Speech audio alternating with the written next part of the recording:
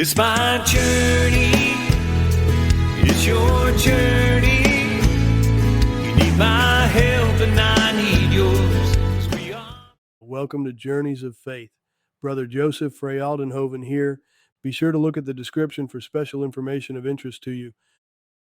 Pope Leo XIII, a beacon of faith in turbulent times. In the annals of Catholic history, few figures stand as resolute and visionary as Pope Leo XIII, a pontiff whose reign at the twilight of the 19th century became a cornerstone for the modern church. At Journeys of Faith, we are drawn to the stories of such luminous souls, men and women whose lives reflect the transformative power of Christ's love. Pope Leo XIII, known as the Pope of the Working Man and the architect of modern Catholic social teaching, offers us not just a historical figure to study, but a spiritual guide whose wisdom resonates even in our contemporary struggles. His papacy, spanning from 1878 to 1903, was a bridge between an era of monarchies and the dawn of industrial upheaval, and through it all he held fast to the timeless truths of our faith. Born Vincenzo Gioacchino Raffaele Luigi Pecci. In 1810, Leo XIII ascended to the papacy at a time when the church faced unprecedented challenges, political upheaval, the loss of the Papal States, and the rising tides of secularism and industrialization. Yet in the face of these storms, he steered the bark of Peter with a steady hand, blending intellectual rigor with profound devotion. For us at Journeys of Faith, a ministry dedicated to evangelization and deepening our connection to Christ through the Eucharist, the saints, and Marian apparitions, Pope Leo XIII's life is a pilgrimage in itself, a journey of resilience and renewal. His encyclicals, his prayers, and his unwavering commitment to the dignity of every human soul inspire us as we continue our mission, whether through media retreats at Holy Family Mission in Arkansas or pilgrimages to sacred shrines worldwide. As we delve into the life of Pope Leo XIII, let us walk this path with reverence, seeking not only to learn about the man who shaped the church's response to modernity, but to draw closer to the heart of Jesus, whom Leo so fervently served. In the spirit of our motto, All for Jesus, let his story ignite in us a renewed passion for faith, a deeper understanding of our heritage, and an unyielding hope for the challenges of our own time. Join us on this exploration as we uncover the legacy of a pope whose light still shines for pilgrims and seekers alike. Early life and spiritual formation. Born Vincenzo Gioacchino Raffaele Luigi Pecci on March 2nd, 1810, in the small town of Carpineto Romano, nestled in the hills southeast of Rome, Pope Leo XIII emerged from a world far removed from the grandeur of the Vatican. His early life was shaped by a family of minor nobility, devout in their Catholic faith, who instilled in him a reverence for the church from his earliest days. The Pecci household was a place of prayer and discipline, a quiet forge where young Vincenzo's spirit was tempered with a love for God and a curiosity about the world. As a boy, he was no stranger to hardship. Italy in the early 19th century was a fractured land, rife with political upheaval and economic struggle. Yet, within these challenges, Vincenzo found solace in the rituals of the church, often retreating to the local parish to pray or serve at Mass. His intellectual gifts shone early. He was a voracious reader, diving into theological texts and classical literature with equal hunger. At the tender age of 8, he was sent to study with the Jesuits in Viterbo, an experience that would carve deep grooves into his spiritual and intellectual foundation. The Jesuits, with their rigorous discipline and emphasis on education, ignited in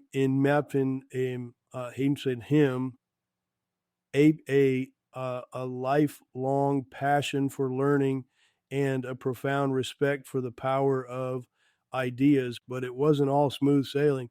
Vincenzo wrestled with the same doubts and fears that plague any young man discerning his path.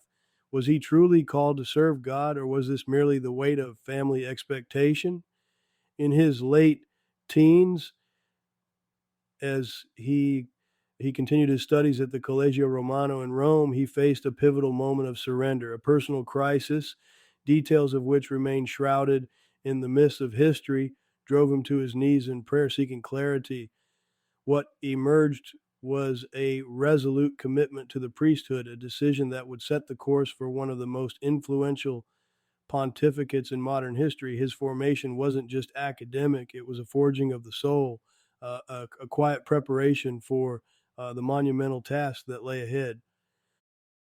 Election to the papacy amid tumultuous times. In the late 19th century, the Catholic Church stood at a crossroads, battered by the winds of political upheaval and secular skepticism. Europe was a chessboard of shifting powers, with the Italian unification stripping the Papal States of their temporal dominion, leaving the Pope a prisoner in the Vatican. It was into this storm that Vincenzo Gioacchino Raffaele Luigi Pecci, a man of quiet resolve and towering intellect, was called to lead as Pope Leo XIII. His election in 1878 after the death of Pius IX was no mere formality. It was a moment of divine providence amid chaos, a beacon for a church under siege. The conclave that elevated him was steeped in tension. The cardinals gathered behind the sealed doors of the Sistine Chapel, aware that the world outside was watching, hungry for a leader who could navigate the treacherous waters of modernity without sacrificing the eternal truths of faith. Pecci, then Archbishop of Perugia, was not the obvious choice. At 68, he was seen by some as a transitional figure, a compromise candidate after the polarizing reign of Pius IX.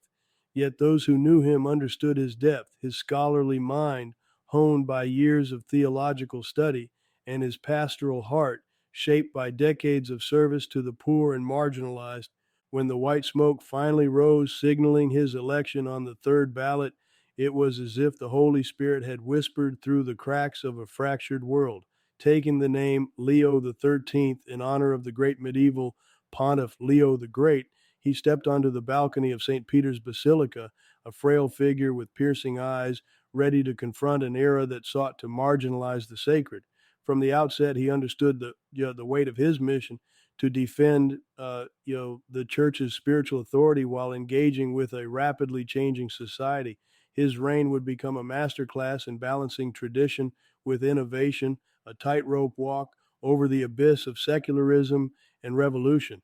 But the challenges were immediate and daunting. The loss of the Papal States meant a pope without a kingdom, reliant on moral influence alone. Anti-clericalism festered in Italy and beyond, with governments questioning the church's role in public life. Leo XIII, however, was undeterred. He saw in this tumult not just a crisis, but an opportunity, a chance to redefine the papacy for a new age, to speak to the hearts of the faithful and the minds of the skeptical.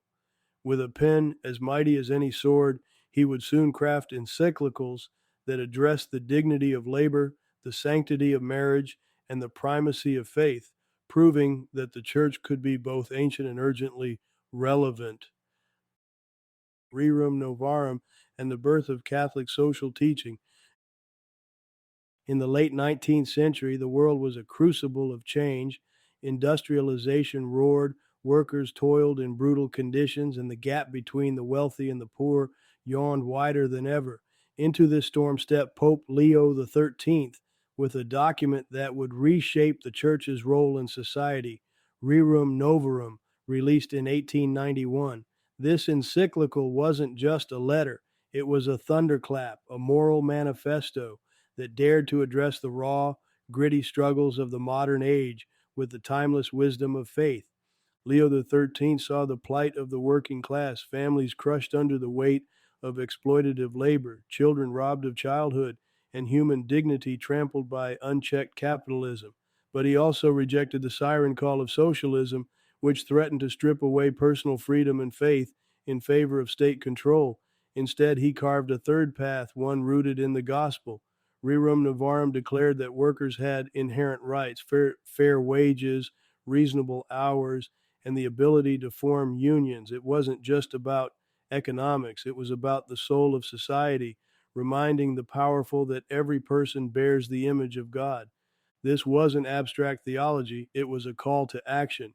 Leo XIII challenged governments, employers, and the faithful to build a world where justice and charity weren't buzzwords but bedrock principles.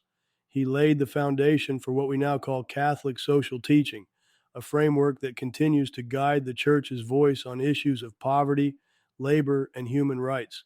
With every word, he wove together compassion and conviction, proving that faith could speak to the sweat and struggle of everyday life.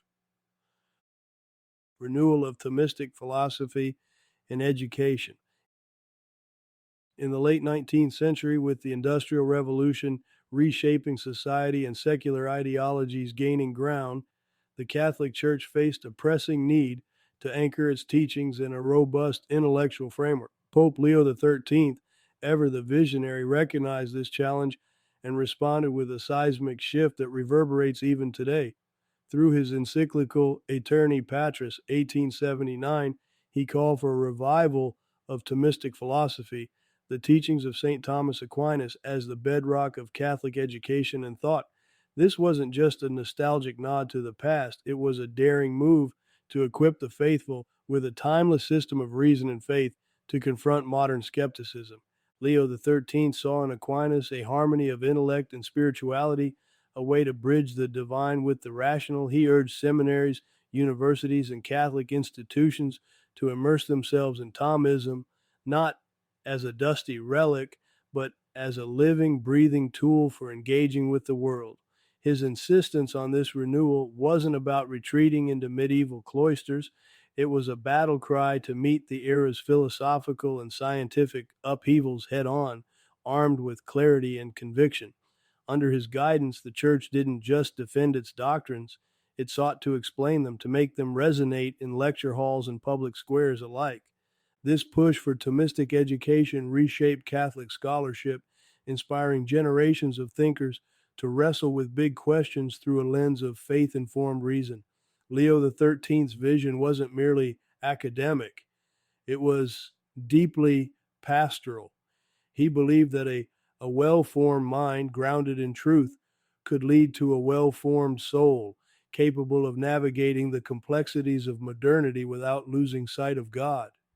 His legacy in this arena is a testament to his foresight, a reminder that faith doesn't shy away from inquiry, but thrives through it. Devotion to the Sacred Heart and global consecration. In the late 19th century, as the world grappled with the aftershocks of industrialization and secular winds began to howl, Pope Leo XIII turned to a devotion that had simmered in the heart of the Church for centuries: the Sacred Heart of Jesus. This wasn't just a personal piety for him, it was a spiritual lifeline he believed could anchor a drifting humanity. With a pastor's urgency and a prophet's vision, he saw in the Sacred Heart a symbol of Christ's boundless love and mercy, a remedy for the growing apathy and materialism of his era. Leo's devotion wasn't abstract. He got to work penning prayers and encyclicals that urged the faithful to embrace this sacred image. His 1899 encyclical, Annum Sacrum, was a clarion call, a document that didn't just encourage devotion but demanded action. He called for the consecration of the entire human race to the Sacred Heart of Jesus, a bold move that wasn't just symbolic, it was a spiritual declaration of war against the forces pulling souls from God. On June 11, 1899, this consecration took place, a moment of profound unity for Catholics worldwide, binding them under the banner of Christ's love. This wasn't a one-off gesture. Leo XIII understood the power of ritual, the way it could sear faith into the everyday lives of believers. He encouraged families to enthrone images of the Sacred Heart in their homes, turning domestic spaces into sanctuaries of prayer. He knew that faith isn't just lived in cathedrals, it's in the quiet corners of life, in the whispered rosaries before bed, in the glance at a holy image during a moment of doubt. Through this devotion, he sought to weave the love of Christ into the fabric of society itself, a countercultural act in an age increasingly skeptical of the divine. His push for the Sacred Heart wasn't without context. The world was changing, nations were rising and falling, ideologies clashing, and Leo saw the church as a steadying force. By consecrating humanity to the Sacred Heart, he wasn't just asking for personal piety, he was pleading for a collective return to God, a global reorientation toward mercy and love. It's hard not to feel the weight of that vision even today. The audacity of a pontiff who believed a single act of devotion could shift the trajectory of the world. Promotion of the rosary and Marian piety. In an era when the tides of secularism threatened to erode the spiritual bedrock of the faithful, Pope Leo XIII emerged as a steadfast champion of Marian devotion, wielding the rosary as both shield and sword. With a clarity born of deep reverence, he saw in the Blessed Virgin Mary a guiding light for a world adrift, and through his tireless efforts, he sought to anchor the Church in her intercession. His encyclicals on the Rosary, penned with a fervor that still resonates, weren't mere theological musings. They were urgent calls to action, rallying Catholics to embrace this ancient prayer as a lifeline to divine grace. Leo XIII didn't just promote the Rosary, he elevated it to a spiritual imperative, declaring October as the month of the Holy Rosary in his 1883 encyclical Supremi Apostolatus Officio. He urged the faithful to turn to Mary, Queen of Heaven, as a source of strength amid personal and societal storms. His words painted a vivid picture. The Rosary as a chain linking earth to heaven, each bead a plea for mercy, protection, and renewal. He believed that through this devotion, families could be fortified, nations healed, and the Church herself fortified against the assaults of modernity.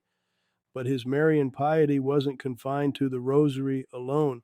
Leo XIII's devotion to the Mother of God permeated his papacy, evident in his encouragement of pilgrimages to Marian shrines and his consecration of the world to the Immaculate Heart.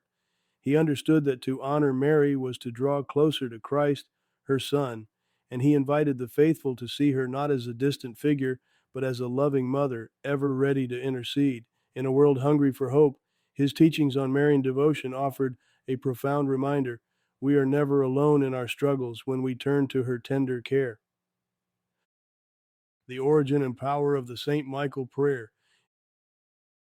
In the late 19th century, amidst a world grappling with spiritual and societal upheaval, Pope Leo XIII penned a prayer that would become a cornerstone of Catholic devotion, the St. Michael prayer.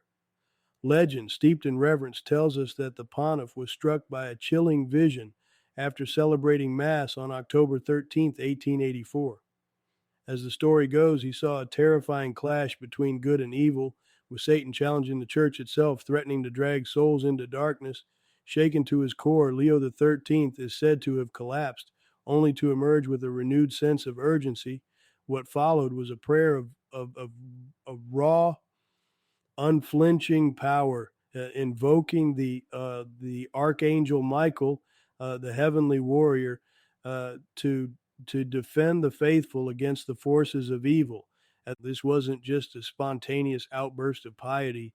Pope Leo XIII, ever the shepherd, understood the weight of the spiritual battle raging in an era of rising secularism and moral decay. He mandated that the St. Michael prayer be recited at the end of every low Mass, a practice that endured for decades until the liturgical reforms of the 1960s. Its words, "St. Michael the Archangel, defend us in battle," became a rallying cry, a reminder that the faithful are never alone in their struggles. The prayer's origin story, whether fully historical or tinged with the mystique of divine inspiration, speaks to a profound truth.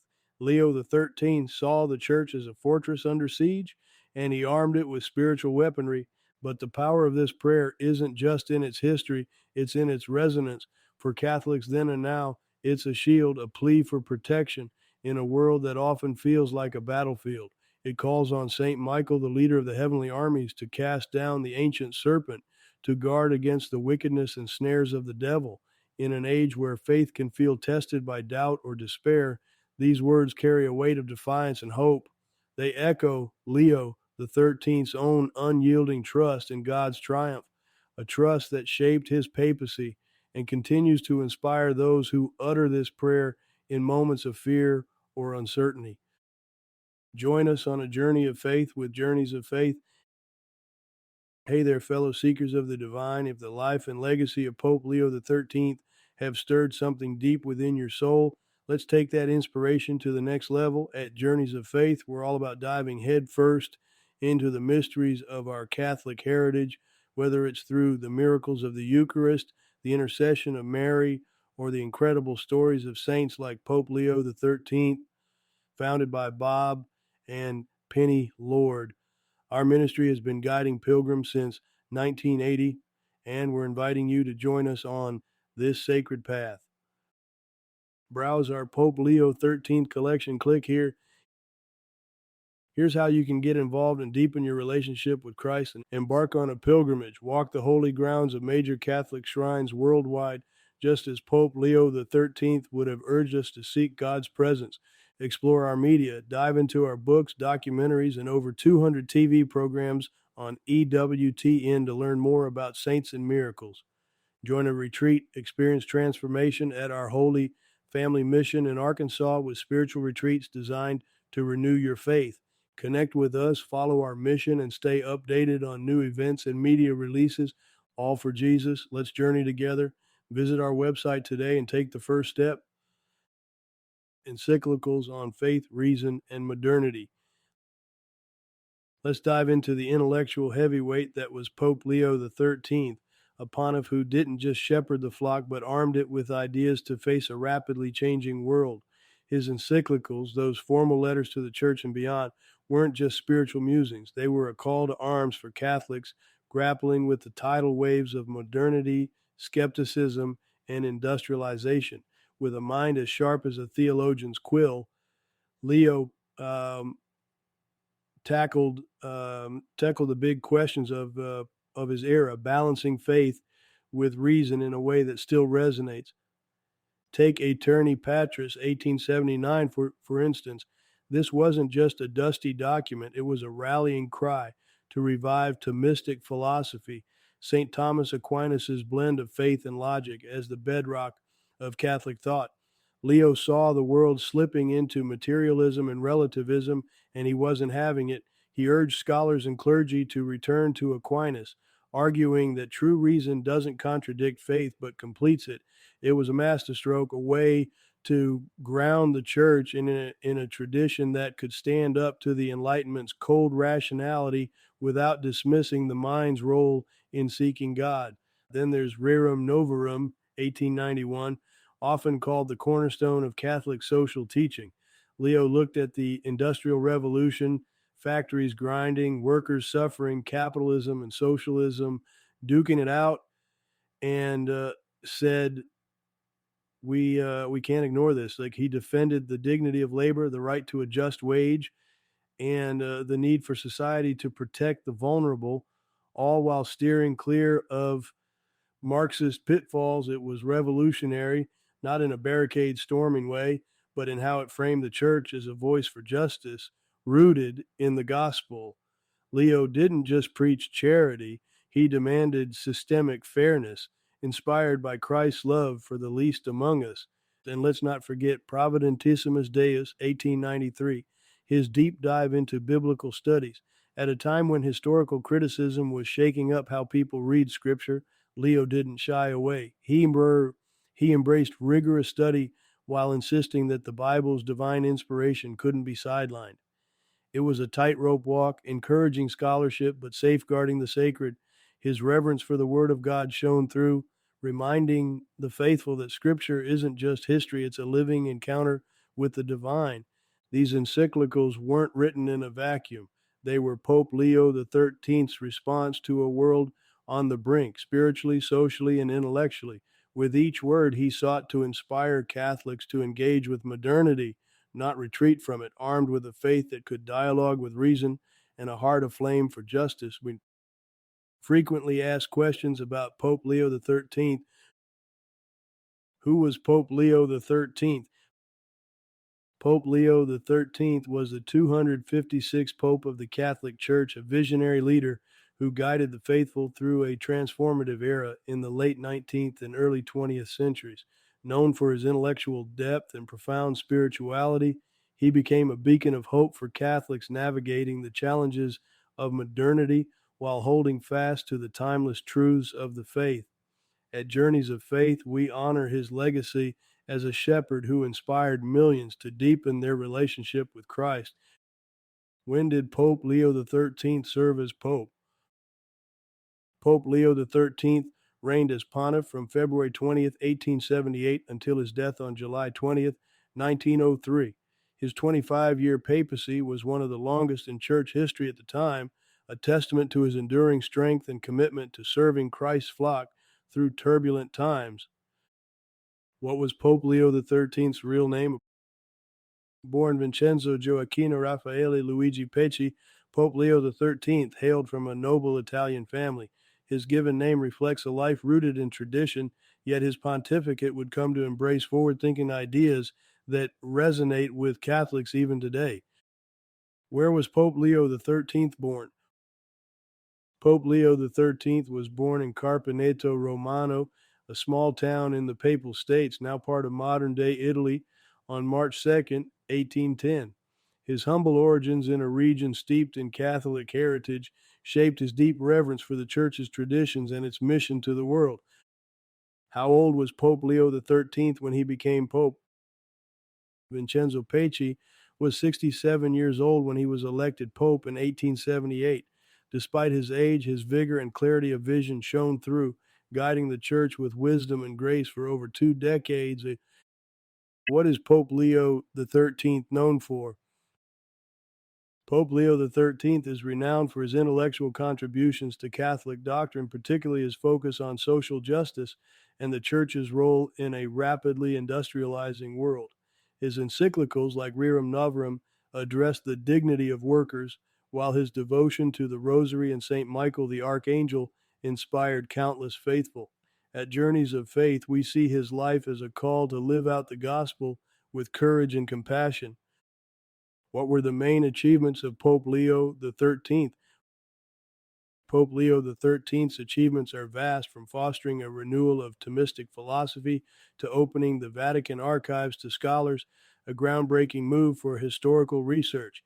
He also navigated complex political challenges, seeking to protect the Church's independence amid rising nationalism. His most enduring legacy, however, lies in his teachings on social issues, which continue to guide Catholic thought on justice and human dignity.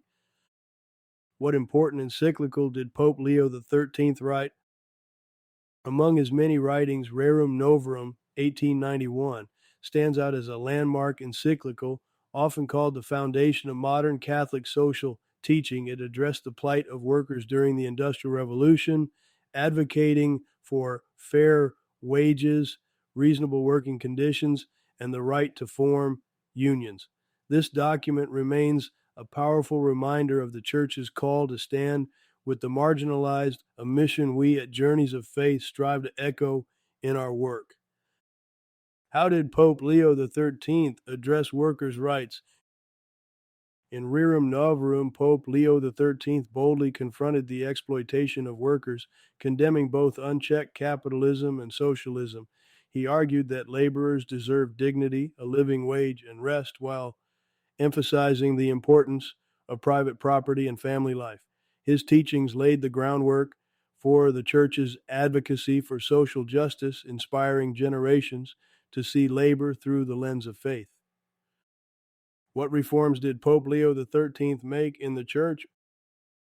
Pope Leo XIII modernized the Church in subtle yet profound ways. He revitalized Catholic education by promoting the study of St. Thomas Aquinas, encouraged biblical scholarship, and reformed the Roman Curia to improve governance. His diplomatic efforts also sought to mend relations with governments, ensuring the Church's voice remained strong in a changing world. His reforms remind us at Journeys of Faith that true devotion adapts to serve the needs of every age, all for Jesus. Thanks for listening to Super Saints Podcast. Be sure to click the link in the description for special news items.